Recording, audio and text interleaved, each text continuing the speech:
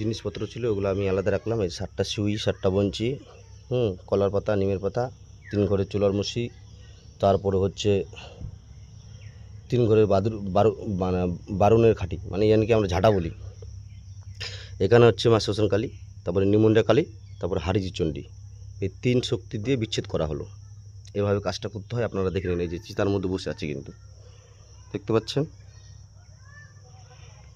এভাবে ক্রিয়া করতে হয়। এই দেখে নেন চিতাটা, আমি কোথায় আছি দেখেন, জঙ্গলে আছে। এখানে মাসান ঠাকুরকে দেওয়া হলো, এই যে মাসান ঠাকুর, ফুল দিয়ে। এই দেখুন চিতার ভিতরে আছি, দেখেন, ঠিক আছে? কাজটা দেখতে পাচ্ছেন, এইভাবে কাজটা করতে হবে, 3 শক্তি দিয়ে করতে হবে।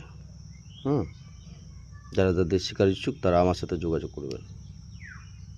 ভিডিওটি ভালো লাগলে লাইক, শেয়ার, সাবস্ক্রাইব করবেন, বেশি বেশি করে শেয়ার করবেন।